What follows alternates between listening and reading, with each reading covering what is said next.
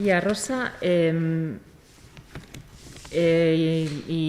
dar entrada al debate de hoy de la violencia vicaria.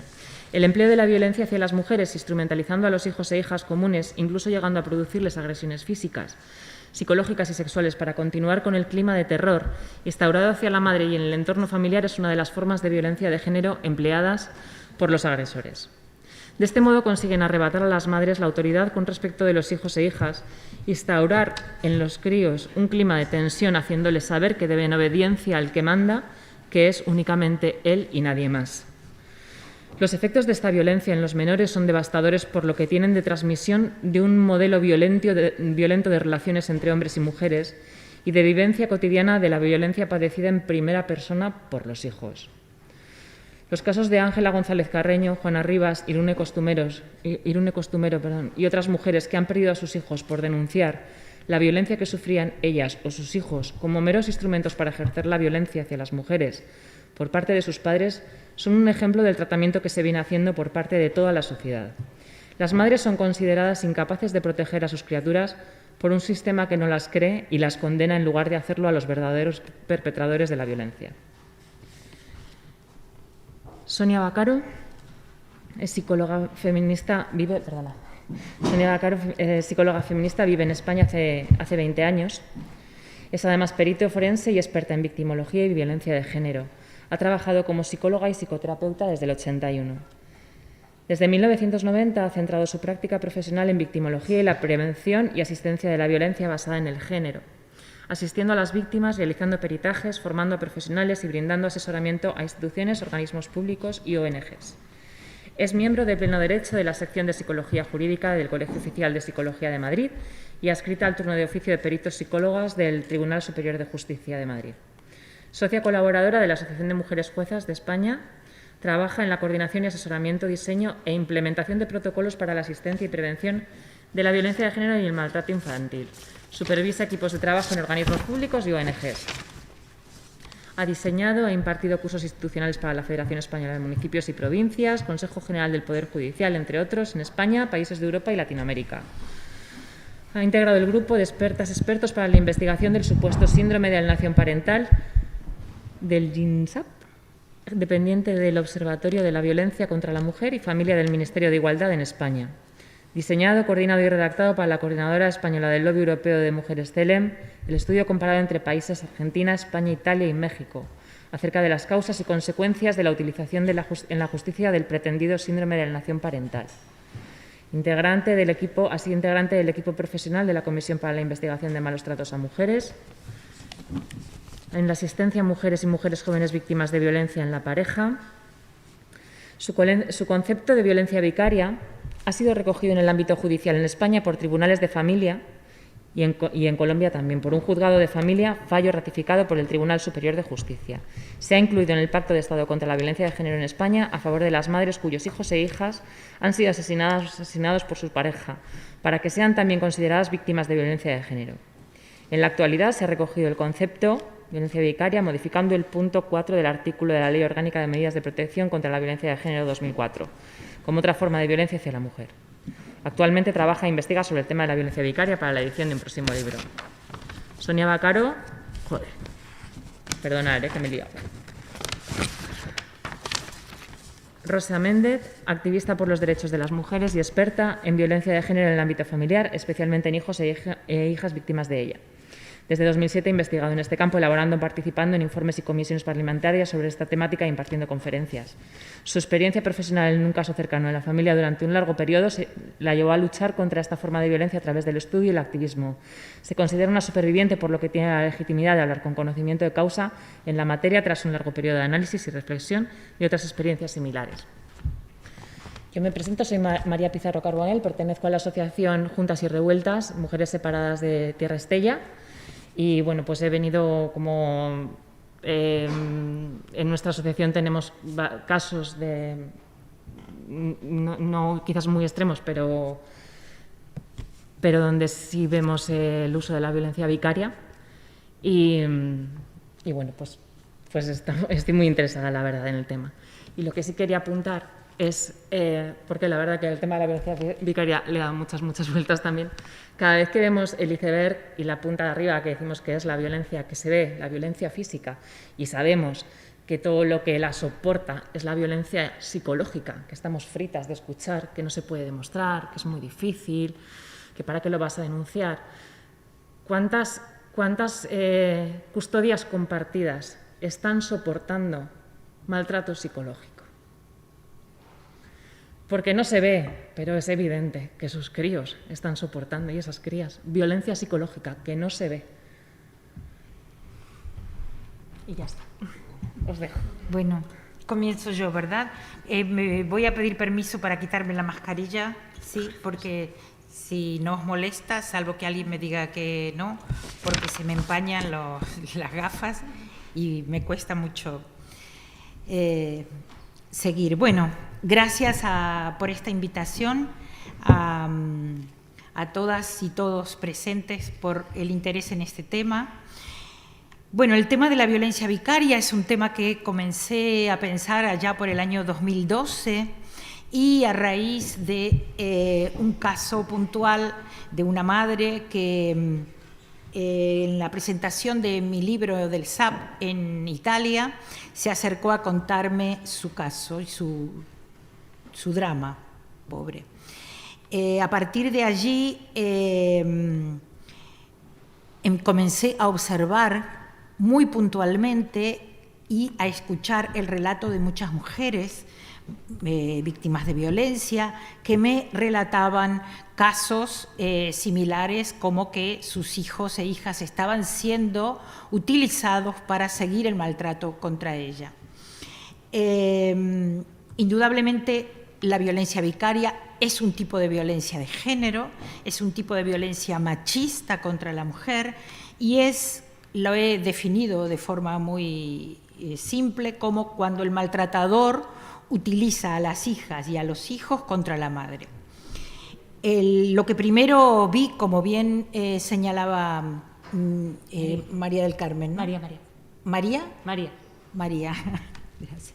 María, antes en la presentación, es la punta del iceberg, porque indudablemente lo que estamos viendo en este momento como violencia vicaria es lo evidente, la expresión extrema de esta violencia, que es el asesinato de hijas e hijos para dañar a la madre. Pero indudablemente esa violencia está precedida de una historia de violencia previa contra la madre, explicitada o no, denunciada o no. Hoy en día sabemos con rotundidad que las mujeres denuncian solo el 20% de toda la violencia de la que son víctimas. Por lo tanto, tenemos que saber que en la violencia de género estamos frente a un delito que es invisible, porque una cifra oscura de 80% es muchísimo, contrariamente a todo lo que el machismo achacó a las mujeres, que denunciaban falsa o que no existía, etcétera, etcétera. Vamos a ver también con la violencia vicaria que las mujeres padecen y padecieron precisamente todo aquello de los cuales se las acusó y se las continúa acusando. Los dos símbolos que aparecen allí, esos girasoles y las mariposas, son el girasol es de este niño del caso de Italia que comenté, a raíz del cual comencé a pensar este tema, y las mariposas representan simbólicamente a dos criaturas asesinadas en Castellón en el año 2018. En el año 81, cuando comenzamos a hablar de violencia contra la mujer, cuando en el mundo se comenzaron a sistematizar precisamente modelos de intervención para tratar este tema, el modelo Duluth tal vez fue el más importante porque tomó los principios del feminismo, dejando de lado la patología y la patologización de esta violencia y poniendo en el centro como causa central de la violencia contra la mujer el poder y el control. El modelo Duluth es el primer modelo sistematizado que hoy en día se utiliza en 26 países para tratar a las mujeres víctimas de violencia. En ese momento, en los 80, el modelo Duluth decía que el riesgo para las hijas y los hijos en el marco de la violencia de género eran que estuviesen en la escena de la violencia a la cual estaba padeciendo la madre, que por supuesto se estaba refiriendo a la violencia física, como bien señalaba María. Lo primero que nos apareció y donde se puso el acento es la violencia física. Lamentablemente a día de hoy pareciera que sigue teniendo mucha fuerza también. Otro de los riesgos para estas hijas e hijos era morir si se interponían para evitar que la madre sea golpeada, si estaban en brazos de la madre, o las secuelas de presenciar la violencia contra su madre. Naciones Unidas dijo años después que las hijas y los hijos siempre eran víctimas directas de esta violencia. El Convenio de Estambul recoge esto y hoy en día no tendría que quedarle a nadie ninguna duda que las hijas e hijos en el marco de la violencia contra su madre son víctimas directas. En el año 2013, el modelo Duluth incorpora una nueva rueda. Las ruedas son formas de resumen que ellos hacen de sus intervenciones, y dice que han notado, otra de las características de este modelo es que está en constante revisión y que aparte tiene los aportes permanentes de todas las mujeres que ellos atienden. Decía entonces que en el año 2013 ellos dicen y postulan que hay nuevos tipos de violencia que aparecen en el marco del divorcio o luego del divorcio, que estos tipos de violencia incluyen siempre a las hijas y a los hijos y que están soportados por el sistema y las instituciones. ¿Qué quiere decir esto? Que este tipo de violencia se puede realizar porque el sistema y las instituciones lo están sosteniendo. Lo que se diferencia en este tipo de violencia que aparece postdivorcio es que la mujer continúa siendo atacada ahora a través de las hijas y de los hijos. Ellos no lo denominan violencia vicaria, pero muestran muy claramente lo que luego yo enuncié con el término de violencia vicaria, que es que la mujer está atacada en su rol de madre. Y esto no es inocente. Estamos viendo que el rol de madre está siendo atacado desde muchos otros frentes también. Entonces, no es extraño que el patriarcado también lo haya tomado en su mano para continuar maltratando. Por lo tanto, en la actualidad, las hijas y los hijos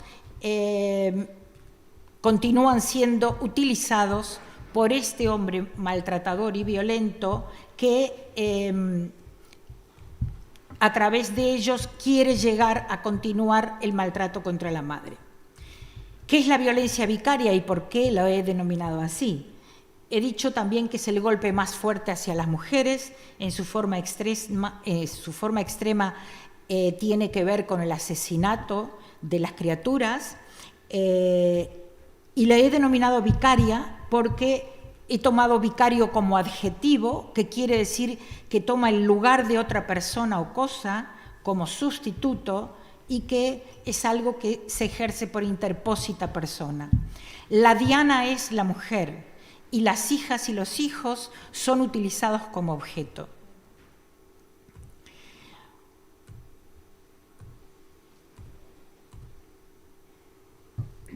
Como dije antes, entonces, la máxima expresión de esta violencia es el asesinato de las criaturas. Es una violencia que es contra la mujer, pero que se ejerce sobre las hijas y los hijos. Es a la mujer a quien se quiere perjudicar y el maltratador así lo hace saber. O sea, esto es el diferencial, porque mucha gente me cuestiona y dice, ¿y cómo diferenciamos cuando es maltrato hacia los niños o las niñas de la violencia vicaria? Es que en la violencia vicaria el maltratador se lo hace saber de esa forma.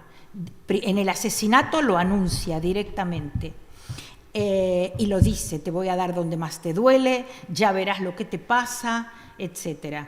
Mientras que en los pasos previos, ahora acabamos de terminar una investigación, la primera que se hace en España, y hemos analizado 400 casos, de los cuales hemos extraído los de violencia vicaria. Lo que hemos visto es que el paso previo, el maltratador tuvo expresiones de violencia utilizando a los hijos, haciéndole saber a la madre de exprofeso que estaba dañando a los hijos de algún modo. Luego voy a dar algún ejemplo y voy a volver sobre este tema. ¿Por qué utiliza esto el agresor? Por varios motivos. Uno, porque él sabe que el daño más grande que le puede hacer a esa mujer es el daño sobre sus hijas e hijos. De hecho, él lo comprobó porque esa mujer aguantó durante muchos años la violencia y el maltrato antes de separarse y sabe que lo hizo por los hijos e hijas. Pero además, recordemos, quien soporta este tipo de violencia, el sistema y las instituciones disocia el delito de maltrato hacia la mujer del derecho del maltratador como pater familia, o sea, el derecho de contacto con esas hijas y esos hijos.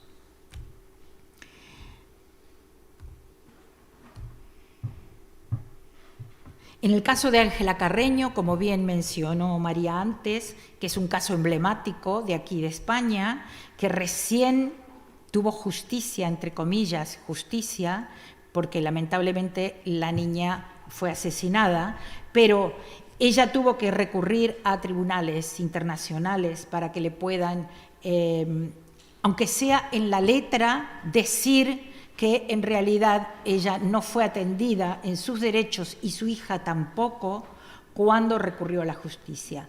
Y esta frase que puso la CEDAW me parece muy importante porque dice que todos los elementos que analizó en la causa reflejaban un patrón de actuación que obedece a una concepción estereotipada del derecho de visita basado en la igualdad formal, que en el presente caso, el caso de Ángela, otorgó claras ventajas al padre a pesar de su conducta abusiva y minimizó la situación de madre e hija como víctimas de violencia, colocándoles en una situación de vulnerabilidad. A esto aludía yo cuando dije que la justicia y los servicios sociales muchísimas veces disocian el delito de violencia contra la mujer del rol de paterfamilia y el derecho al contacto con las hijas y los hijos. La violencia vicaria, que precisamente tiene frases como ya te puedes ir despidiendo de las niñas, si es eso lo que quieres, terminarás haciéndoles daño a las niñas. Esta fue la amenaza del asesino de Castellón, que hoy en día represento yo con las mariposas que mostré al comienzo. Otras frases que dicen las madres es: decía, entre otras cosas, que me preparara porque me iba a quitar lo que yo más quería.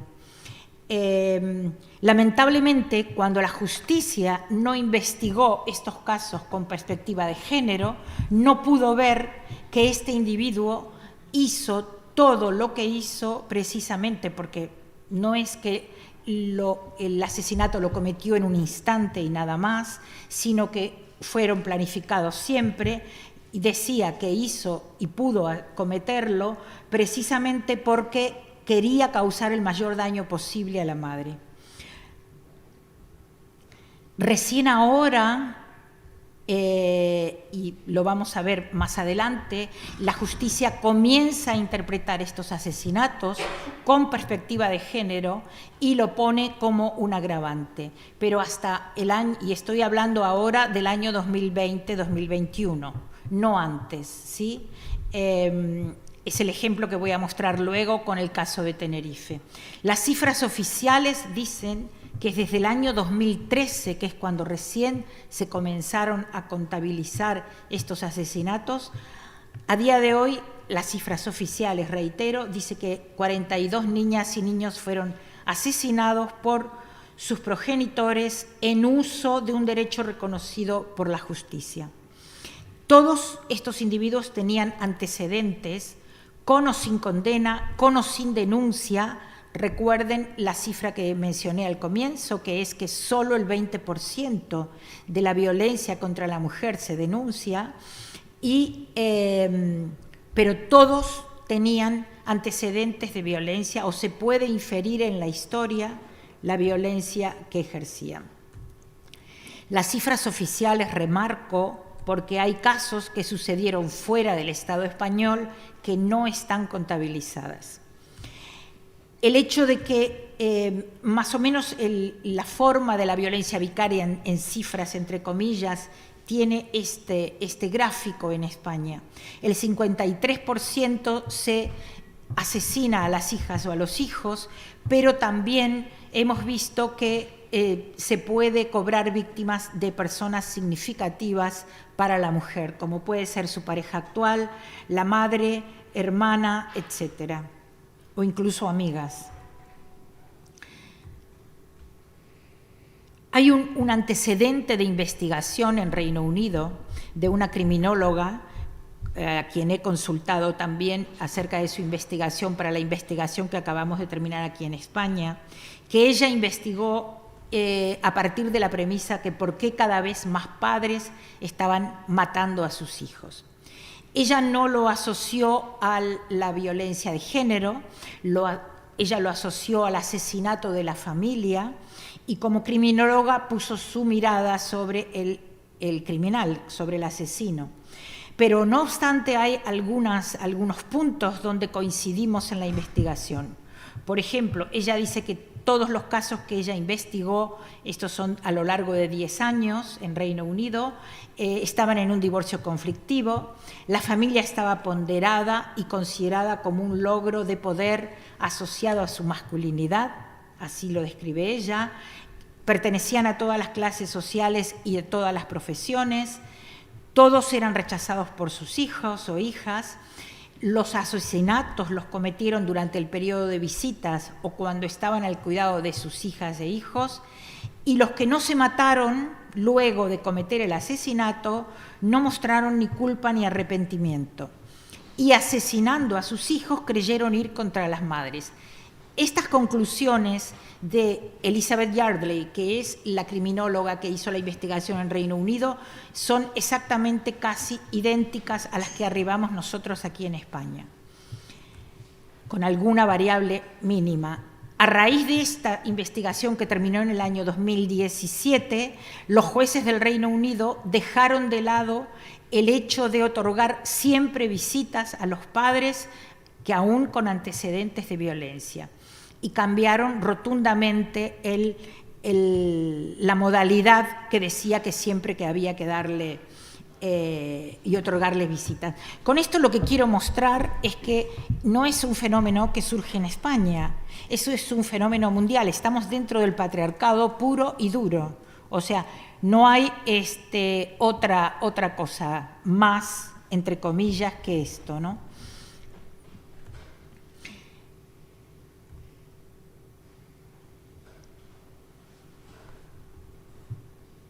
¿Por qué no lo denominé filicidio? Porque no existe vínculo de paterno-filial.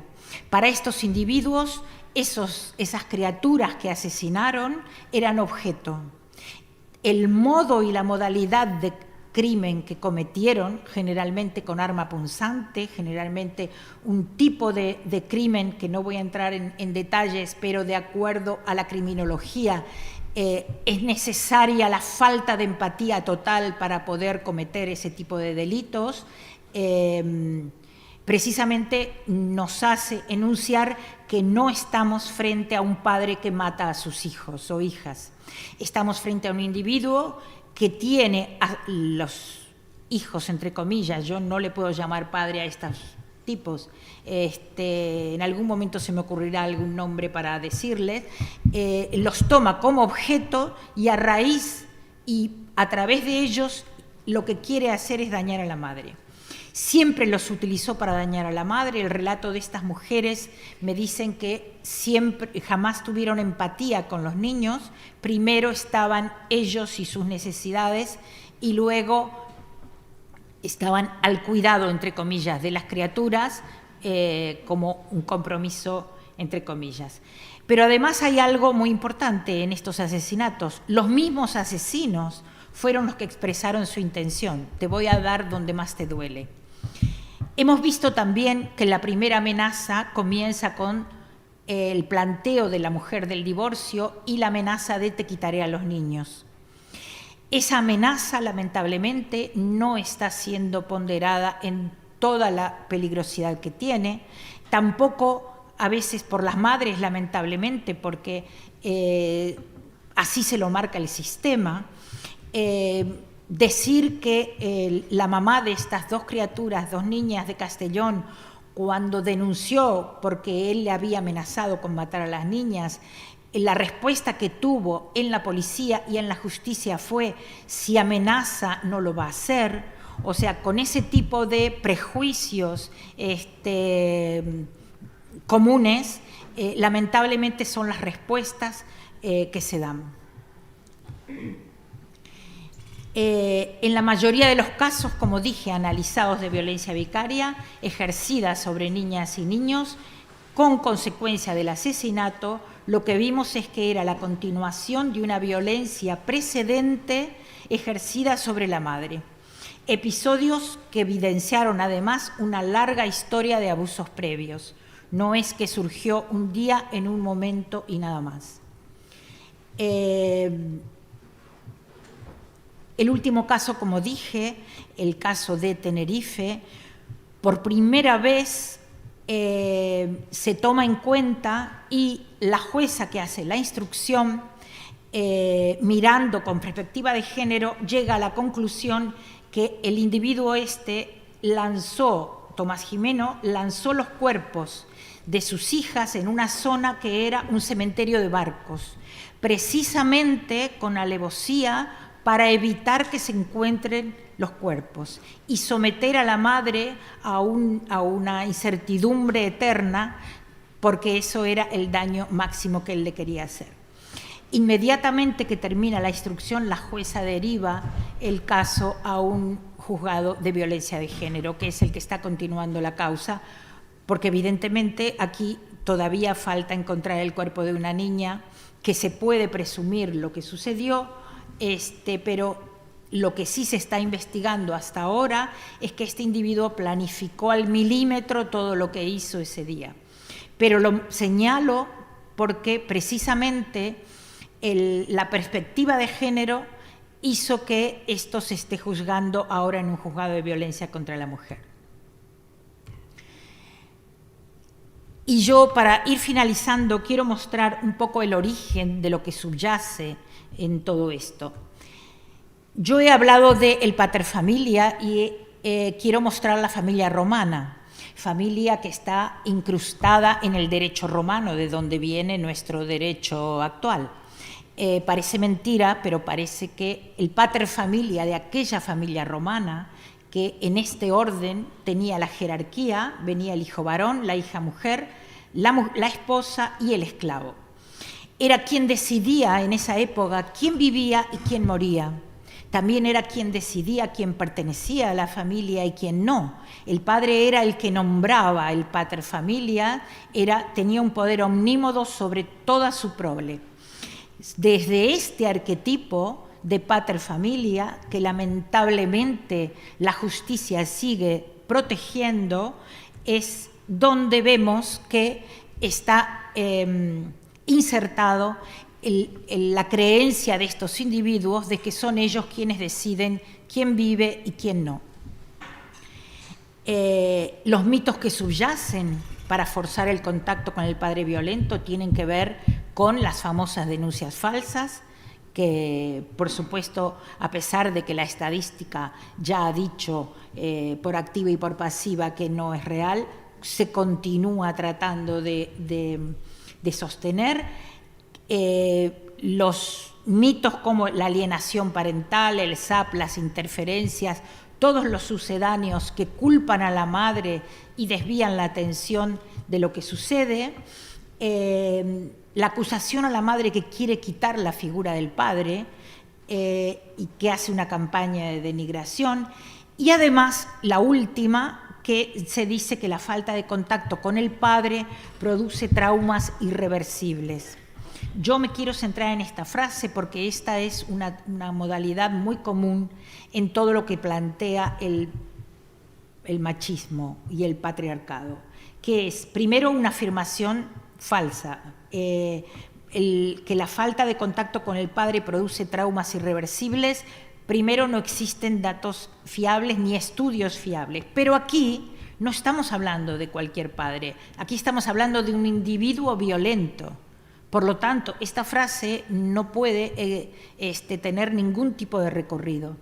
No obstante, se continúa poniendo en todos los informes para justificar que cualquier individuo, incluso cuando está en la cárcel porque quiso asesinar a la madre, tiene que ver a los hijos.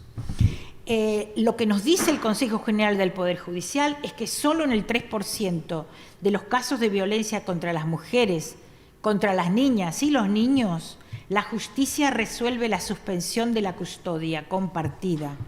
Solo en el 3%. Solo en el 5% evita o suspende el régimen de visitas. Y como ven, no dice nada de la patria potestad. La patria potestad a un hombre no se le suspende nunca. Por lo tanto, una mujer maltratada, que incluso hasta puede tener una orden de alejamiento o una medida de protección, se tiene que encontrar tratando de arreglar o tratando de negociar con este hombre violento la posibilidad de ver a qué colegio va la niña o el niño, o si puede viajar o no, porque esos son atributos de la patria potestad. Que no es casual que volvamos al paterfamilia, porque se continúa tutelando o precisamente protegiendo esta figura, cuando sabemos que un maltratador jamás puede ser un buen padre. Los hombres violentos, entonces, están utilizando la justicia para continuar la violencia contra las mujeres, sin ninguna duda. Y lamentablemente, hace pocos días, España fue alertada por Naciones Unidas porque se ve que hay un patrón en la justicia donde la palabra de la mujer queda degradada y se pondera siempre la palabra del hombre. Estamos viendo, sin ir más lejos, el caso de Juana Rivas y la última sentencia del juez que le prohíbe tener el beneficio de la libertad. Bueno, el concepto de violencia vicaria, ya lo dijo María, se incluyó en el Pacto de Estado de Violencia de Género en el año 2017, Pacto de Estado ratificado hace unas semanas otra vez, y por la inclusión de ese concepto, las madres cuyos hijos o hijas habían sido asesinados adquirieron el estatus de víctima de violencia de género. Hasta ese momento no lo tenían porque ninguna tenía sentencia firme de violencia de género. La ley orgánica que se acaba de sancionar de 8/2021 de protección integral a la infancia y la adolescencia frente a la violencia modificó el punto 4 del artículo 1, que dice que la violencia de género también comprende la violencia que, con el objetivo de causar perjuicio o daño a las mujeres, se ejerza sobre sus familiares o allegados menores de edad por parte de los hombres violentos. No dice violencia vicaria, pero a esto se refiere exactamente. Quiero, antes de terminar con un video de 1 minuto, que espero que se vea, decir simplemente una cosa. Es sumamente importante que entendamos que detrás de toda mujer maltratada, detrás es un modo de hacer una paráfrasis del dicho, pero no porque sea menos importante, hay una madre protectora. Toda mujer maltratada, cuando tiene hijas o hijos, especialmente menores de edad, está protegiendo a esas criaturas. Disociar ese vínculo, ese binomio, patologizarlo diciendo que es un vínculo fusional, como he leído por ahí, simbiótico, como dice la clínica de la psicología, etcétera, lamentablemente es dejar a esas criaturas sin protección, porque esa mujer está protegiendo a los hijos. Por eso, cuando se disocia este delito, que por un lado va que el hombre es maltratador de la mujer, pero con los hijos es otra cosa, lamentablemente se está dejando sin protección a las criaturas. Dicho esto, voy a ver si puedo mostrar lo dicho. No se puede, lo avisé. A ver si alguien me ayuda de cómo puedo... No, estaba puesto ahí. Él me dijo que se podía ver, pero parece que no. Ah, sí, perfecto, gracias. Bueno, esta es una escena de una pastelería de...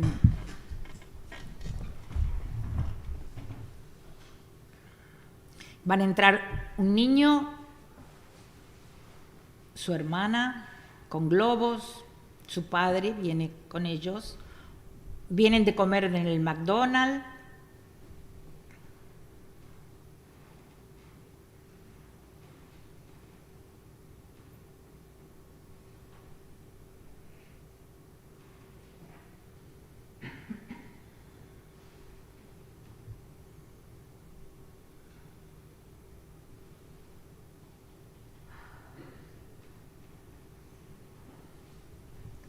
El padre les va a comprar unos dulces que acaban de elegir, como ven.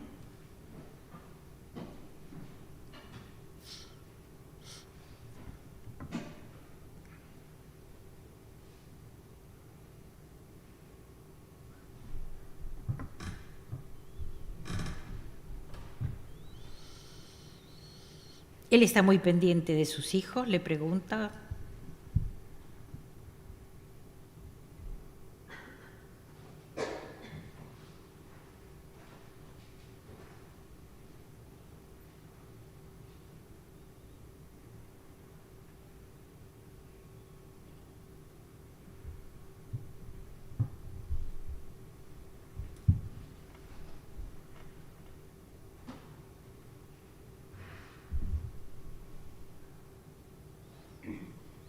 Compra también, como ven, una pieza de pan, porque van a comer por la noche.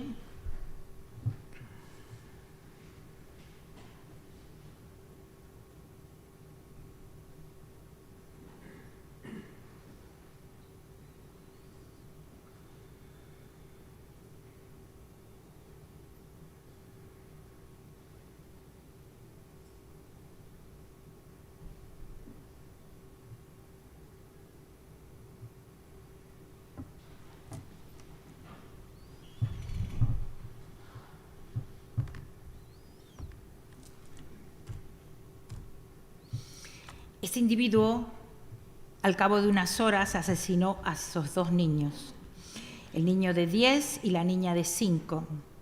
Con esto lo que quiero mostrar es que estos personajes, estos asesinos, no cometen el asesinato como producto de un ataque de ira, como un ataque de absolutamente enajenación mental, ni nada. Son seres absolutamente sanos, entre comillas, hijos del patriarcado extremo, que planifican perfectamente estos asesinatos precisamente para dañar a la mujer, y así se lo hacen saber. Nada más, les agradezco mucho la atención. Buenas tardes.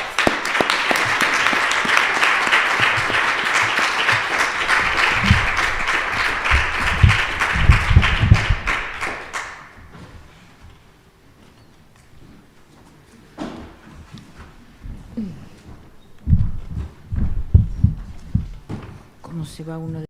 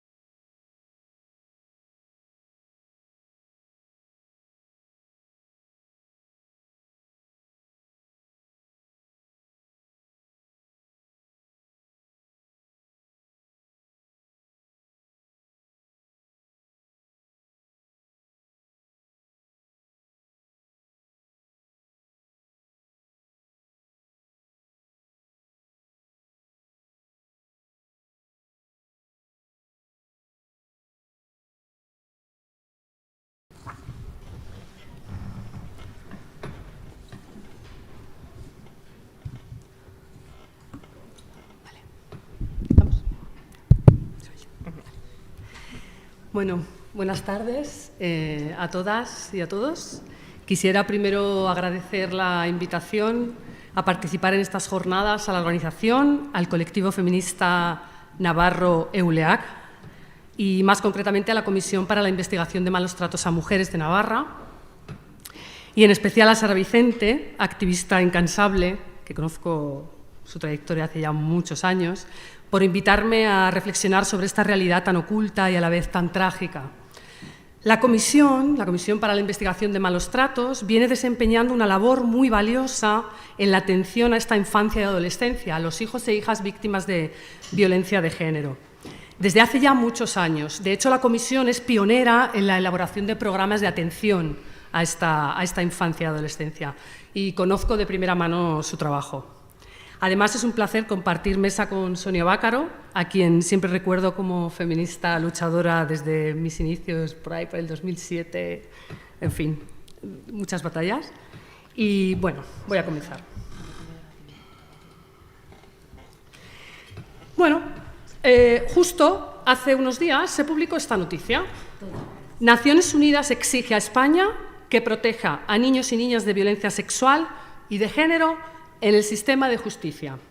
Lo voy a leer porque es muy clarificador y ahora continúo. Incluso en los casos en los que existen antecedentes de violencia de género o pruebas de maltrato, las decisiones judiciales a menudo favorecen a los padres varones, incluso en aquellos casos en los que existen motivos razonables para sospechar que hay abusos hacia los niños y sus madres.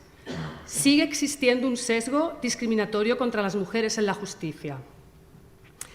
Entonces, esto ocurre el 9 de este mes de diciembre. Naciones Unidas, ¿verdad?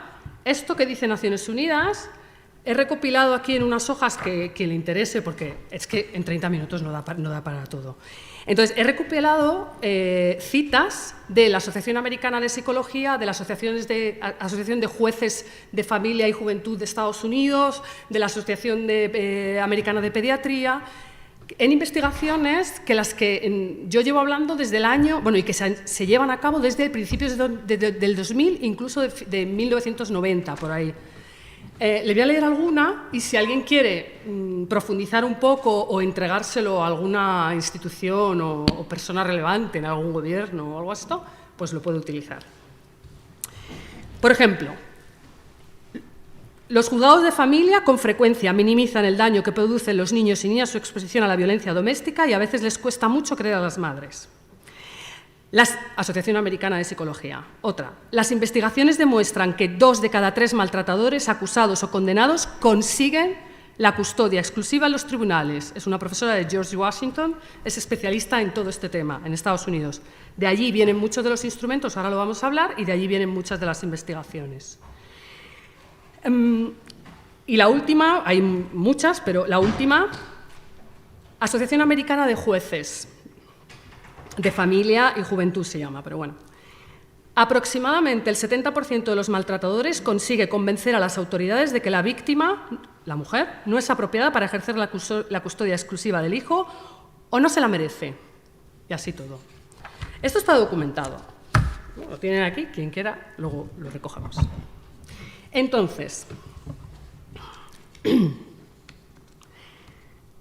¿cómo puede ser que sigamos sin dar protección a estos niños y niñas y sus madres si ya hay investigaciones, si ya hay estudios y de forma empírica se sabe lo que está ocurriendo? ¿Cómo llegamos a este punto en España? ¿Qué está fallando para erradicar esta violencia flagrante de derechos humanos de estas dimensiones? ¿Qué realidad se esconde tras esta noticia? Existe una grave crisis en el sistema judicial y de protección a la infancia y adolescencia, que no es nueva y que viene y que se comparte, como ha dicho Sonia, en numerosos países occidentales, proviene de Estados Unidos, pero lo encontramos en Canadá, Francia, Gran Bretaña, Italia, Australia, etc. España es uno más. A pesar de que en los últimos años se viene dando una mayor sensibilización social y, por tanto, una mayor visibilización de este drama de la violencia de género en el ámbito familiar y los hijos y las hijas, y a pesar de algunos avances a nivel legislativo y de asistencia a estas víctimas, aunque del todo insuficientes, avances gracias sobre todo al trabajo de las asociaciones de mujeres y feministas como Sonia, como otras muchas mujeres, y de legislativos últimamente, también en el Gobierno actual, que está poniendo energía en esta rama de la violencia, seguimos en esta situación. Hasta el momento se han publicado numerosas investigaciones, como acabo de decir, que avalan la cruel prevalencia y gravedad de los niños y niñas víctimas de violencia de género, pero no vienen acompañadas de una formación rigurosa del personal profesional que trabaja con esta población, o se encuentra en un lugar donde podría detectar la problemática y actuar, como en el ámbito escolar, el sociosanitario y el crucial, el judicial. Tampoco los avances han venido acompañados de una mejora en la situación real de estas mujeres y sus hijos e hijas, ni tampoco en una disminución en la dimensión del drama. Todo lo contrario, en realidad, a menudo se están agudizando e invisibilizando las consecuencias tan dañinas de esta violencia. Ahora mismo hay muchas madres protectoras a punto de entrar en la cárcel por intentar proteger a sus criaturas. Algunas ya se encuentran dentro, como Juana Rivas, a pesar del indulto, y ya sabemos lo que ha ocurrido en los últimos días. O un número muy elevado ha perdido su custodia en favor del maltratador en el proceso judicial que emprendió, en un principio, buscando protección. Esta crisis en el sistema judicial y el sistema de protección venimos arrastrándolo ya de hace muchos años. Como curiosidad, algunas de las diapositivas las he rescatado de una presentación que hice sobre la violencia de género, hijos e hijas víctimas de violencia de género, en la Comisión de Igualdad en el Congreso en el año 2009. Y estamos aquí.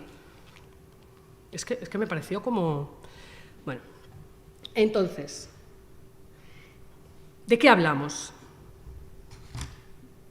Para aclarar este entramado, yo les propongo, además de conceptualizar el fenómeno con sus características, conceptualizar algo muy importante, como sabemos, confrontaré los principales mitos postmachistas con una realidad empírica con el fin de desmontar la imagen distorsionada que se tiene de esta problemática y una imagen construida intencionadamente en falsas creencias que impiden la protección y recuperación de estas madres y sus criaturas y que permiten la perpetuación del trauma intergeneracional del maltrato. Así lo haré.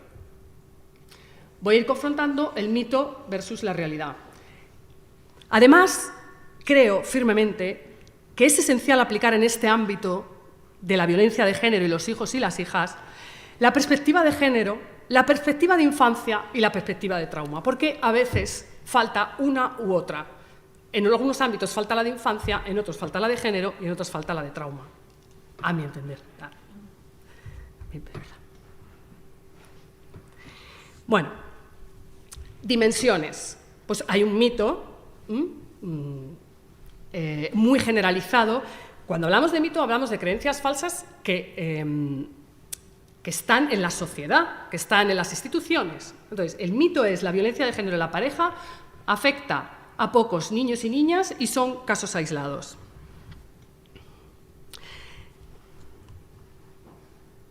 La realidad, las cifras de esta violación de derechos humanos son alarmantes y dan testimonio de la magnitud y el largo recorrido y el largo camino que queda por recorrer para su eliminación. Una cifra que arroja luz es 1,68 millones de criaturas sufren la violencia ejercida por su maltratador, según la macroencuesta del Gobierno sobre violencia de género de 2019. La pueden consultar.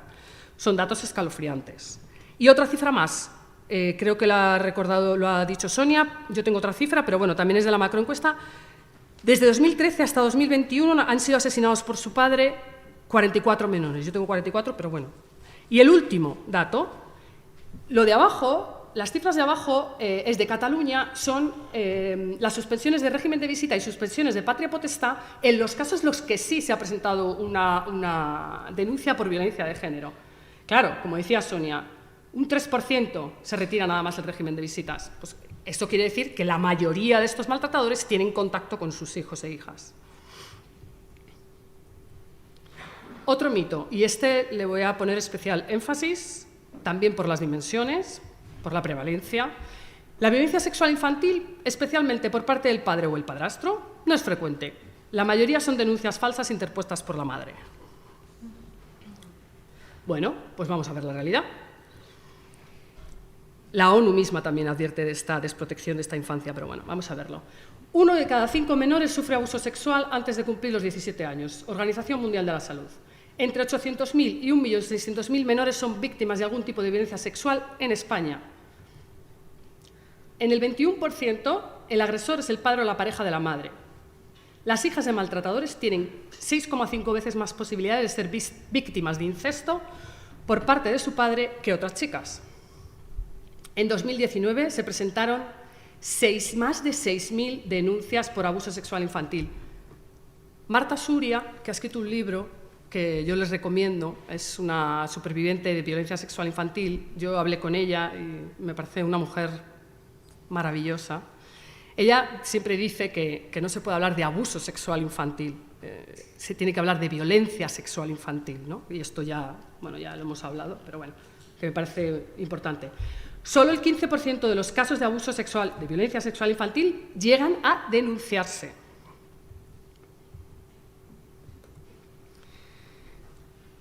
El concepto mismo de hijos e hijas víctimas de violencia de género. Los hijos e hijas son simples testigos de la violencia, no sufren las consecuencias. Esto está ahí, detrás, en el imaginario.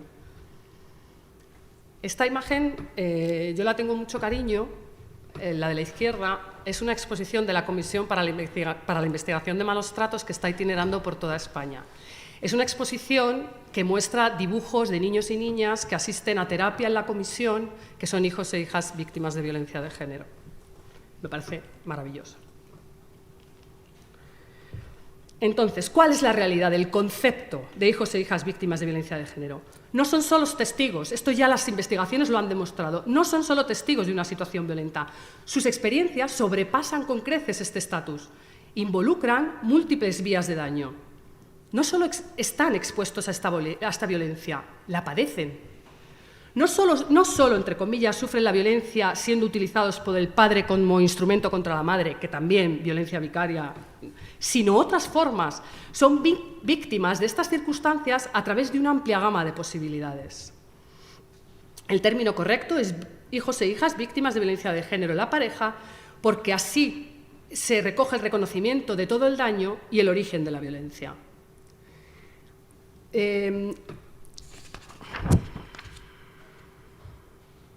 Vale. A nivel legislativo ya hace años que se reconoce este estatus de víctimas directas, aunque no reciban un solo golpe físico, cosa que ocurre, violencia directa en un 50%, siempre son víctimas directas, como en la Ley Integral 2004, la Ley Integral de Violencia contra las Mujeres 2004, que ya lo recogía en su articulado. También se han producido importantes avances en la nueva Ley de Protección a la Infancia y Adolescencia, gracias también a las propuestas de las asociaciones de mujeres, al Ministerio de Igualdad, etc. Y aquí está recogido. Aunque estos avances se encuentran con grandes resistencias y obstáculos en su puesta en práctica y desarrollo, y que los hace a veces quedarse en papel mojado. Hay una resistencia enorme y ahora veremos por qué. Hay un mito. A estos niños y niñas no les afecta el maltrato que ejerce el padre contra la madre. Bueno, pues aquí tenemos. No voy a hablar de todo porque no hay tiempo, pero como ven, entre las consecuencias que padecen estas criaturas están los trastornos emocionales, los trastornos cognitivos, los trastornos sociales, los trastornos de conducta e incluso los trastornos físicos. Yo que ahora estoy estudiando, porque de mayor voy a ser psicóloga, la vida es así, pues estoy estudiando psicología del desarrollo.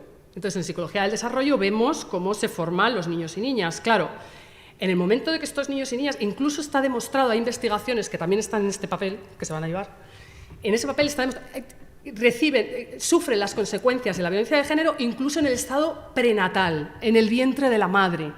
Sufren el estrés, claro, está dentro ya de la madre y esa violencia también les afecta, ¿no? Y me voy a detener, bueno, aquí tienen los diferentes trastornos, pero me voy a detener en algo muy importante, que es el estrés postraumático complejo, DESNOS en inglés, o lo que llamo, bueno, ahora voy a hablar trauma de desarrollo. ¿Por qué sabemos? Voy a seguir aquí a Raúl Lizana, pero bueno. Al poner el foco en las experiencias traumáticas por las que pasan estos niños y niñas, estaremos haciendo hincapié de forma clara en la gravedad de la situación y de este modo llamar más la atención a la sociedad y afrontar con decisión acciones encaminadas a protegerlos. La violencia de género en la pareja es uno de los traumas más destructivos a nivel psicológico. Su carácter crónico le da una gran capacidad para dañar. Algunos estudios vinculados al diagnóstico del síndrome de estrés postraumático incluso han valorado la posibilidad de que el atestiguar la violencia de género en la pareja sea más dañino incluso que sufrir el maltrato de forma directa. Es frecuente, pues, que estos niños y niñas y adolescentes, como consecuencia de vivir este trauma complejo, desarrollen síntomas del síndrome de estrés postraumático, en este caso lo que Van der Kolk, un especialista, Van der Kolk, llamó un trastorno traumático del desarrollo que conllevaría una desregulación afectiva y conductual, atribuciones y expectativas de la realidad que estarían alteradas o resultarían inadecuadas y, por consiguiente, un funcionamiento general deficiente. No quiero decir con esto que todos los niños desarrollen todas las problemáticas, depende, hay factores mediadores, pero bueno, es un hecho, ¿no? Si bien pueden existir casos aislados que, sufriendo este tipo de violencia, no reciben grandes daños, se trataría de excepciones. Lo lógico y esperable en estos casos sería encontrarse con niños y niñas traumatizados, con todo lo que ello implica. Puede llevarnos a error el hecho de que algunos que han vivido traumas no parezcan afectados, esto es importante. Sin embargo, esto no implica que no haya habido trauma. Cyrulnik, le conocerán, él es superviviente del Holocausto y Cyrulnik es el que acuñó el término de la resiliencia. Se refiere como un tipo de trauma más invisible a aquel que apenas es perceptible porque no nos muestra su existencia. Por esto mismo puede resultar más dañino al no ser percibido como tal. Estamos ante una situación grave en la que hay que evaluar los daños del trauma, su gravedad y cómo ha impactado en la vida de estos pequeños y pequeñas. Y hay dolor y estrés demasiado intensos, tanto que supera las capacidades naturales que poseen los niños y niñas para sobreponerse, secuelas y cicatrices que dejará el trauma, tendrá una presencia disruptiva en la cotidianidad de sus vidas, inexplicable. La vivencia, claro, si se ponen en el papel de un niño o niña que está en ese ambiente de terror, de incertidumbre, ¿qué sentirían? Inexplicable. La vivencia se sale tanto de la normalidad que apenas pueden dar sentido a lo que les ha ocurrido y desarrollan posibles autoinculpaciones. Los niños tienden a culparse ellos mismos cuando algo les distorsiona, ¿no? Esto es también psicología, ¿verdad? Los niños muchas veces se echan la culpa de algo que no le pueden echar la culpa ni al papá ni a la mamá, ¿no? Porque eso sería como su mundo se desmoronaría, es imposible. Entonces ellos tienen la culpa. A veces sí, le pueden echar a la madre y otras llegan a explicaciones que son incorrectas. Su mundo es incontrolable e inseguro. El trauma provoca una sensación profunda de inseguridad y pérdida de control sobre el entorno, que genera miedo y aumento del estrés. Y esto es importante, procesos traumáticos, el trauma complejo. Una cosa es un evento traumático que te puede pasar, tienes un accidente, tienes un robo, pero en este caso estamos hablando de eventos traumáticos crónicos durante la infancia en el hogar, en un espacio que debía ser seguro, que debe ser seguro, desde donde explorar el mundo, ¿no? Donde desarrollar ese apego seguro con tu figura de vinculación, tus cuidadores principales, que normalmente es la madre, pero puede ser cualquier otra persona, pero entonces, en ese espacio donde debería un niño y una niña desarrollarse afectiva y emocionalmente, quien más se supone que le debe amar, su padre, le hiere a ellos y a su madre. Esto rompe con la confianza y la seguridad del niño. Y, por supuesto, hay consecuencias en atestiguar la violencia. Presenciar cómo sufren seres amados deja secuelas importantes. Aparecen de forma recurrente memorias vividas de los episodios, el sufrimiento, los daños de la madre, agresiones al padre y la propia incapacidad de ayudar muchas veces, ¿no? Entonces, hablamos de estados derivados del trauma: la culpa, la impotencia, la pérdida y la traición, la estigmatización, destrucción, disociación.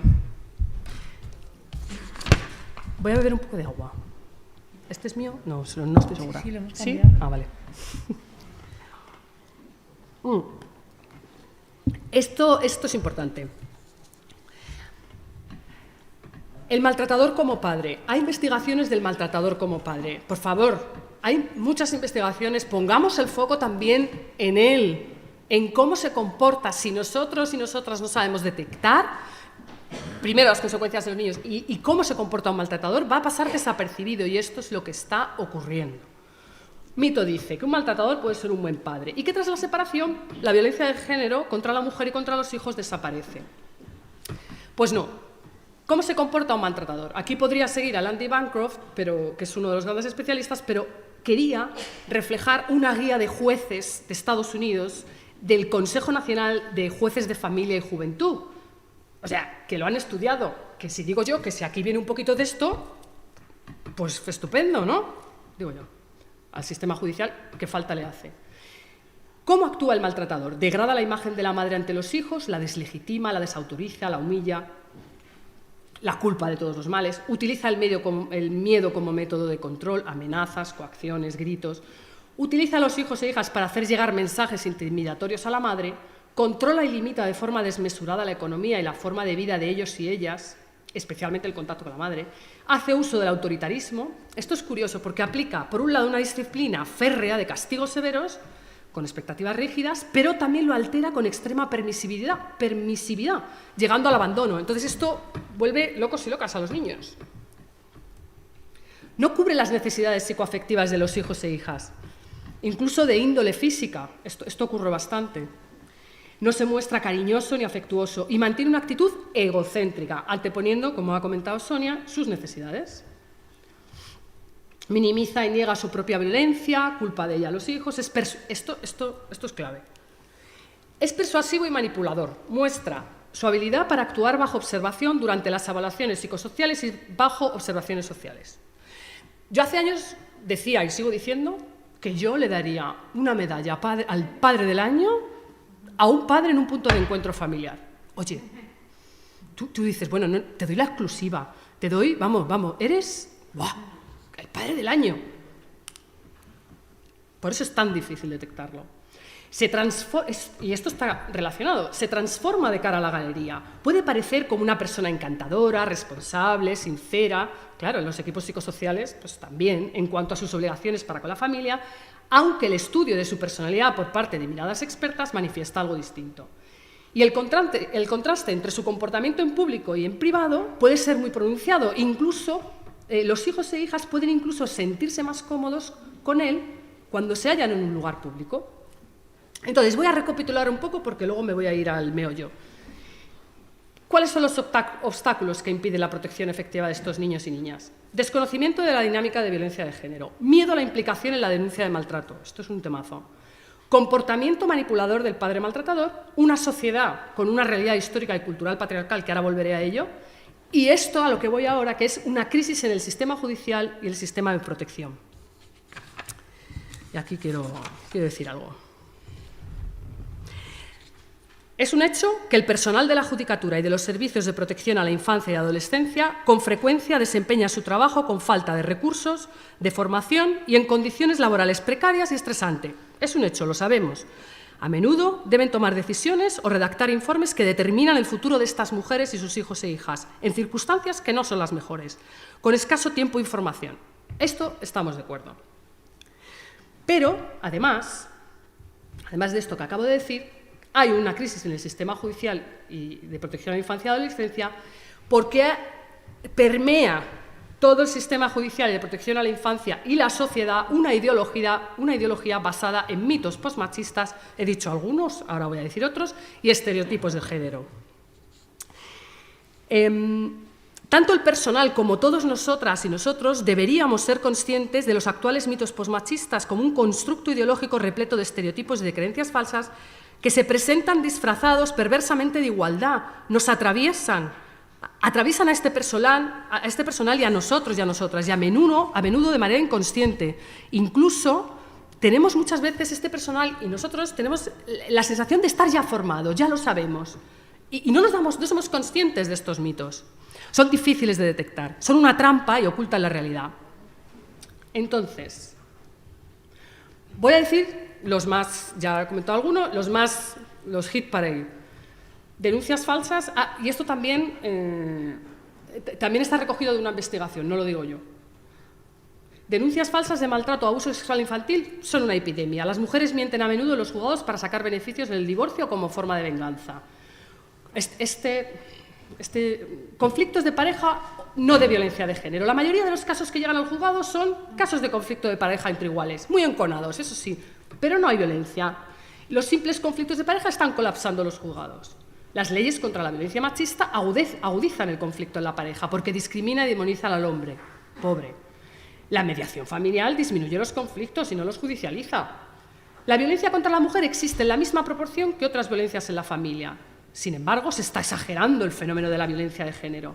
Habría que hablar de violencia doméstica, familiar. La mujer maltrata a los hijos en mayor proporción que los hombres. ¿Qué tenemos detrás? ¿Qué hay detrás de todos estos mitos? Yo le llamo la ideología del SAP, del pretendido síndrome de alienación parental. Creo que Miguel Lorente también ha hablado en algún momento de estos mitos. ¿Y cuál creo que son los objetivos? Creemos que son los objetivos. Primero, estos mitos, esta ideología, su objetivo es distorsionar la realidad y evitar el pensamiento crítico, ocultar y minimizar las dimensiones de la problemática y destruir la credibilidad de las mujeres y los niños para seguir ejerciendo el control, que es el objetivo. ¿Cuál es el origen de estos mitos? ¿De dónde vienen? Porque todos y todas, seguro, o que hemos pensado esto o que hemos escuchado esto. Medios de comunicación. ¿Quién difunde este constructo ideológico? A través de formaciones o medios de comunicación. Me mandaron ayer una noticia, yo no sé si lo sabes, pero bueno, siguiendo la valentía de Nuria de esta mañana, se ha dado presupuesto, se ha financiado a una asociación que se llama Filia, lo hemos sabido ayer, creo, o hoy, pero esta asociación forma a recursos como puntos de encuentro, no sé si puntos de encuentro familiares, pero coordinador parental, y ha recibido 120.000 euros ayer, de la Comunidad de Madrid. ¿Desde cuándo forma? Pues ya de bastante. ¿Cuándo hace que forma? Desde 2014. Fíjate, 2014 a través de una universidad, ¿no? Era una universidad, Juan Carlos. La Rey Juan Carlos. La Rey Juan Carlos, eso es. Bueno, pues ayer recibió dinero. ¿Quién difunde este constructo ideológico a través de formaciones o medios de comunicación? Asociaciones del contramovimiento de hombres organizados a nivel nacional e internacional. Esto tampoco lo digo yo, esto está investigado, lo dicen los estudios. En Estados Unidos está ya analizado, detectado, y lo dice también la noticia de la ONU, también lo menciona, que me ha sorprendido. La ultraderecha también se une a estos mitos, y luego también que están calando en un imaginario colectivo de una sociedad patriarcal que tiene a la mujer, muchas veces tenemos ese imaginario que es mala mujer, mala madre, manipuladora y vengativa. Se la exige mucho más, se la valora mucho menos y los hombres parecen como víctimas. Esto al final permea, atraviesa todo el sistema judicial y de protección a la infancia. Y se prefiere pensar esto a que ese señor esté ejerciendo violencia y que tenga unas consecuencias sobre esos hijos e hijas. Esto es lo que ocurre. Ejemplos de cómo trasladar esos mitos, cuáles son las consecuencias de esos mitos en la realidad. Concesión de custodias exclusivas a maltratadores y abusadores. En esta hoja tenéis los datos de las cifras. Concesión a maltratadores de régimen de visitas abiertos o en puntos de encuentro familiares donde los niños, por favor, los niños tiemblan, los niños están aterrorizados muchas veces. Entonces, hay que formar, ya lo sabemos de hace mucho tiempo, al personal de puntos de encuentro familiar sobre violencia de género, con perspectiva de género, infancia y trauma, para que sepan detectar esto y no estén formados en la ideología del SAP. Bueno, quien dice puntos de encuentro dice todos los recursos, como otros recursos. Custodias compartidas impuestas, y aquí voy a poner un vídeo. ¿Se va a oír? Sí. Esta chica, seguro que la habéis escuchado alguna vez, a mí me parece maravillosa. Bueno, a mí me parece que los hijos e hijas víctimas de violencia de género son especiales, son niños especiales. Bueno, para mí me lo son. Y esta niña habla tan bien. A mí me gusta mucho esta chica. Ya veréis lo que cuenta ella. Ay, pues no se oye.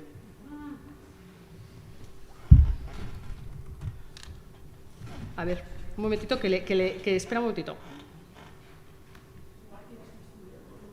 Ya, pero es que si me da la vida... Ya, ¿y si voy a YouTube? No, es que si me voy a YouTube me voy de la presentación. A lo mejor el... ¿Tú qué tienes más arte? No, yo es que este es mi ordenador. Ah, vale. A ver si es así. Más esto. No. No, yo creo que es de dentro del YouTube. Espera. Entra en YouTube y lo buscas. Sí, sí. Mira, dale a la pantalla a la presentación y vámonos abajo. Ah, está aquí. Vale, entonces, vámonos a YouTube. No sé. Espera, un momentito. No lo sé. No lo vamos a poder. ¿No? No lo vamos a ¿Aquí? poder escuchar. ¿Y el informático? Pues ahí Espera, está, sí, pero busca no en hace YouTube. nada. Busca en YouTube. Ah, vale. Sí, Y luego claro, sigues con la qué tontería. presentación. Sí. Sí, con esto acabo. Acabo ya con esto, ¿eh? Acabo, ya no hay más. Lo prometo. Y además es que tenemos que coger un tren. Pues eso ahora.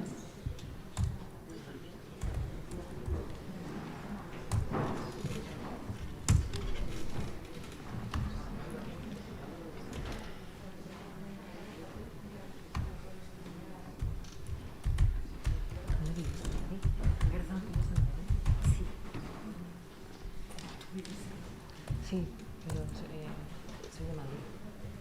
Fui hace 16 años. Sí. Ah, aquí está, vale.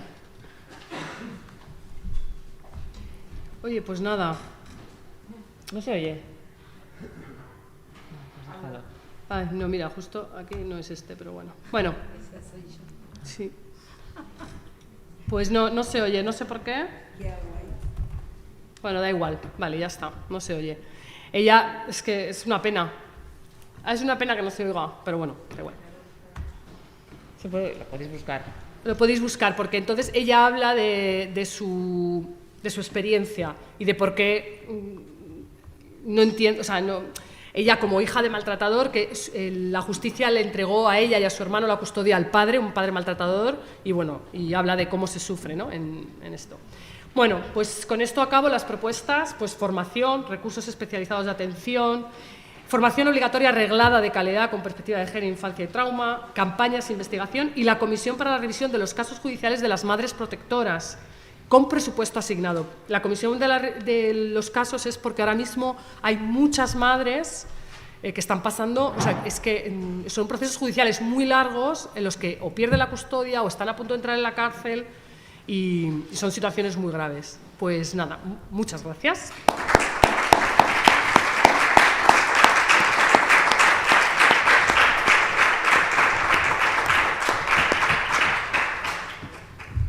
Pues no sé si queréis preguntar algo. 5 minuticos.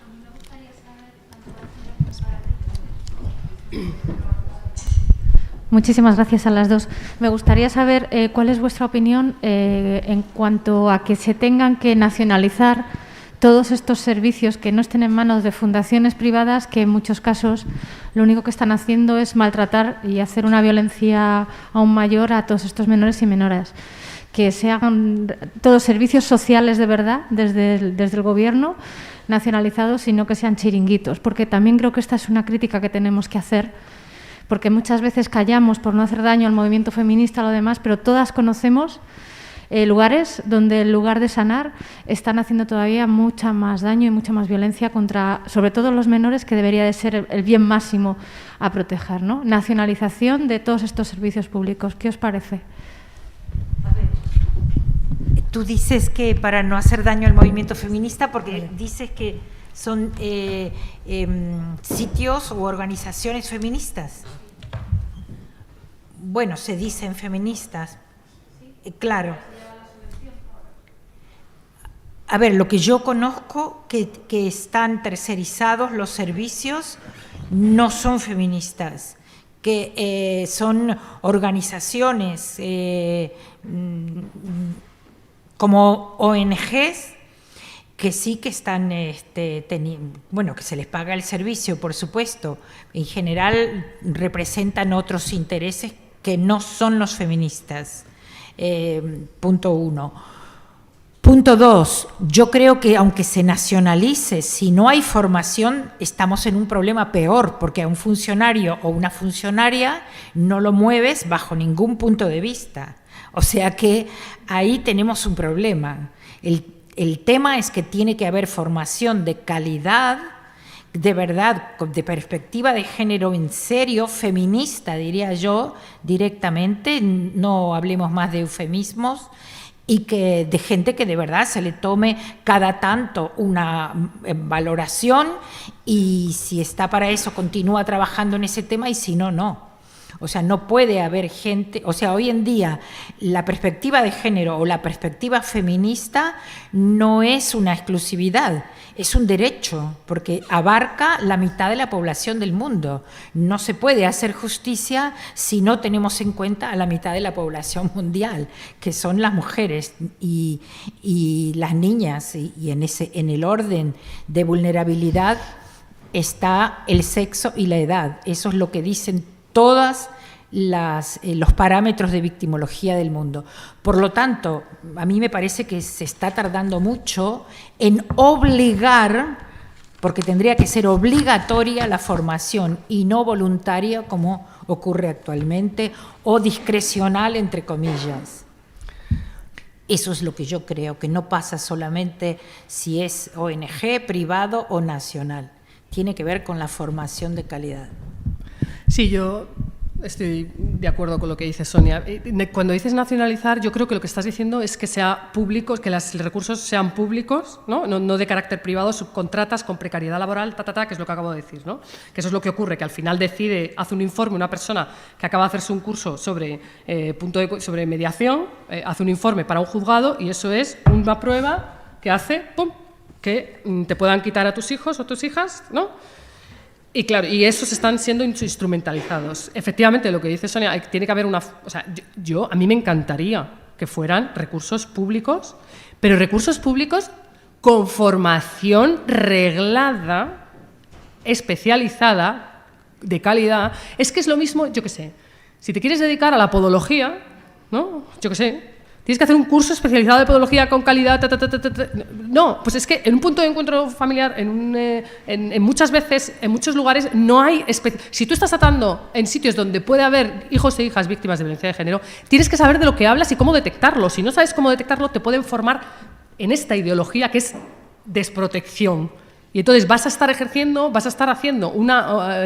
tu profesión, haciendo un daño y muchas veces ese personal es inconsciente, no sabe que lo está haciendo mal y que está desprotegiendo. Algunos no lo saben, están formados. Hay gente joven que no lo saben, otros lo pueden saber, sí lo saben, pero hay gente que no, hay gente que está formado en todo esto y piensa, y le falta perspectiva de género, de infancia, tal. O sea, que por mí sería maravilloso, pero controlando eso.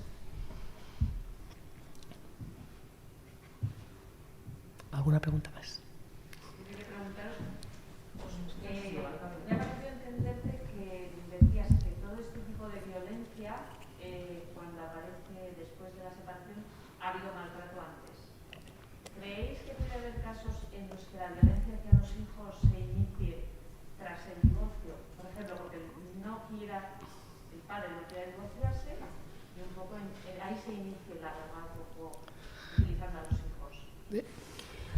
A ver, en cuanto a violencia vicaria, la violencia vicaria es cierto que se agudiza postdivorcio, especialmente porque son individuos que no aceptan que sea la mujer la que tome la iniciativa de decir hasta aquí llegamos y me divorcio.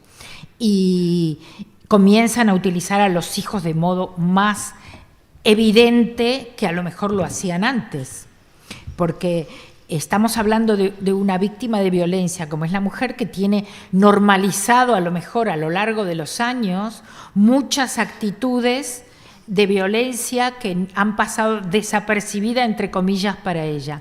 Ahora, mientras estaban juntos, hay cosas que ella previene e impide, como por ejemplo lo que vemos postdivorcio, que estos individuos llevan a los niños de regreso a su casa, de la casa de la madre, descalzos en pleno invierno, con abrigo de lana en pleno verano, que niños con diabetes los llevan de regreso con una bolsa de caramelos en la mano, o niños celíacos con un bocadillo a medio comer que indica que lo ha comido de pan normal, etcétera, de regreso a su casa.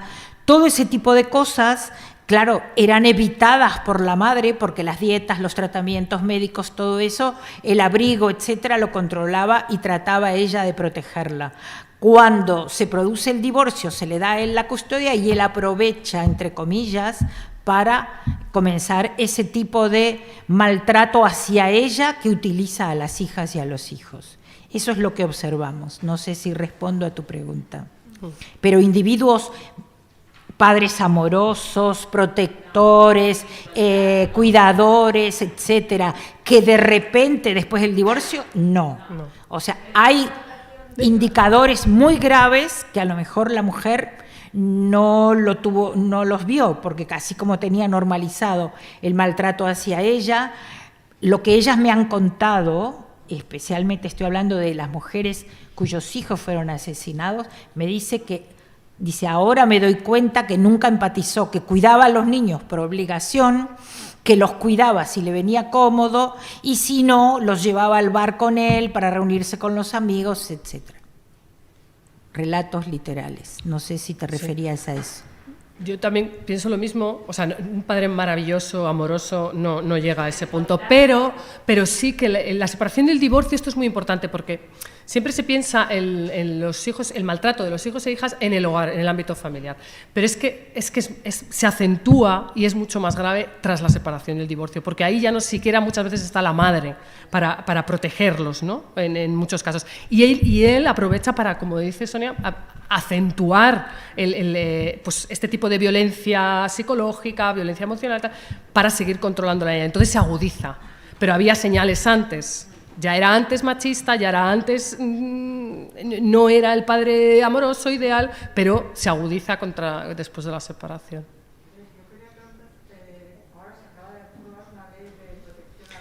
Sí. Vale. A ver, esta ley, Sonia también lo sabe, bueno, lo saben. La ley al principio hubo un borrador y le faltaba perspectiva de género por todos lados, en un principio, primer borrador. Después hicieron aportaciones un montón de asociaciones y de expertas, en cierta manera, sí, se presentó como públicamente para propuestas, etcétera, etcétera, y se han recogido bastante de lo que antes no estaba en la Ley de Protección de Infancia. En la Ley de Protección de Infancia, por ejemplo, ahora no solo se reconoce y se refuerza su papel, el papel de víctimas directas de los hijos e hijas, también habla en contra del síndrome de alienación parental, por ejemplo, también se refuerza la retirada del régimen de visitas, ahora hablo de esto, el régimen de visitas a hombres condenados. Sí, pero dentro de esa ley tiene sus huecos por donde todavía...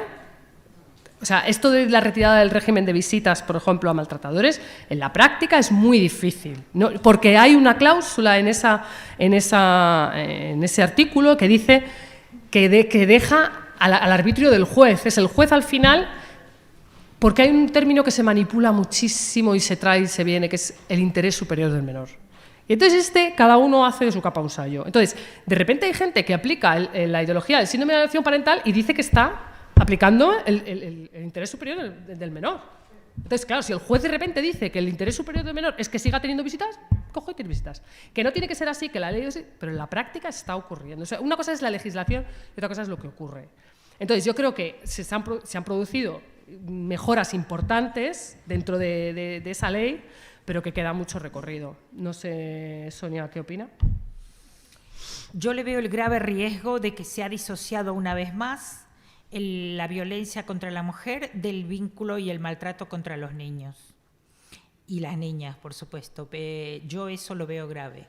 ¿Por qué? Porque llega un momento que el niño es considerado víctima aún en entornos de violencia de género, dice. Pero claro, el problema es que la madre pasa a ser victimaria porque la hacen cargo a él. Aquí el caso de Irune Costumero es lo que se ha aplicado, que aparte, además, está recogido en el Valora, que es el instrumento que tenéis en el País Vasco seguro, pero aquí en Navarra creo que también lo habéis tomado, ¿no? El protocolo de intervención para servicios sociales, salud y escolar y clínica, ¿no? Valora se llama, el instrumento Valora. Es un protocolo de actuación de de utilización obligatoria, además. No es que es discrecional como otros protocolos, no, aquí no, en Navarra no. Bueno, Navarra puso el coordinador parental, entonces ya lo resolvió. El otro día me habían dicho que aquí también en Navarra estaba el Valora, pero bueno, mejor, porque el Valora recoge el SAP, recoge eso, los niños víctimas en entorno de violencia de género, que parece que es lo que estamos hablando aquí, son víctimas también, claro, no, pero al disociarlo de la madre pasa a ser culpable de ese entorno, porque 2 renglones por debajo dice si la madre no puede controlar la situación y no lo puede salvar. Entonces, estamos ahí en una trampa importante. De todas formas, yo creo que leyes o no leyes, el tema está en quién las aplica y cómo, porque ya hemos visto hace poco el fallo del juez contra Juana Rivas, que aplicó lo que quiso, vamos, que sacó de la chistera lo que tuvo ganas y ahí lo puso sobre la mesa. Entonces, lo que tenemos que tratar de hacer aquí es de modificar un imaginario colectivo que sigue siendo patriarcal y machista. Y eso nos llevará algunos años todavía. Yo solo quería puntualizar una cosa de esto que ha dicho. Esto es verdad lo que dice Sonia, que hay una frase que es un poco tricky, es un poco trampa, ¿no? Al final. Pero dice esto la Ley de Protección de Infancia y Adolescencia: obligación de las administraciones públicas de prestar especial atención a la protección del interés superior de los niños y niñas y adolescentes que conviven en entornos familiares marcados por la violencia de género, garantizando la detección de estos casos y su respuesta específica que garantice la plena protección de sus derechos. Esto es importante. Esto que no se recogía tan específicamente. Es verdad que luego hay como especificidades que le hacen que por ahí se cuele, pues eso, la ideología, el imaginario patriarcal. Los investigadores en este tema y las investigadoras en este tema, en hijos e hijas víctimas de violencia de género, ponen el acento en una cosa importante. Hay que tratar a estos menores, a estos niños y niñas, pero siempre teniendo en cuenta, o sea, por el daño que sufren, las consecuencias, pero siempre teniendo en cuenta la relación con la madre. O sea, no se puede decir, esto que dice Sonia, no se puede separar, ¿no? Es solo violencia de infancia, solo no, tal, es que la madre ha sido, y culpar a la madre. Si lees realmente a las personas que, en psicología, por ejemplo, que tratan este tema de esta infancia y adolescencia, hay que trabajar conjuntamente con los dos, con la madre y con los hijos y con las hijas, y proteger a la madre, porque la madre es un elemento mediador, protector para esos hijos y esas hijas. No se puede, ¿no? No se puede decir, uy, es que la madre no los ha protegido. No. Tiene que ser conjuntamente los dos.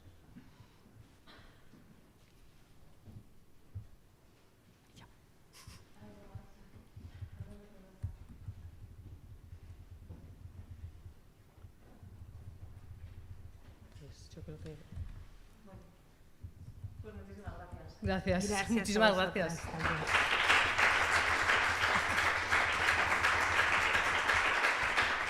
Gracias.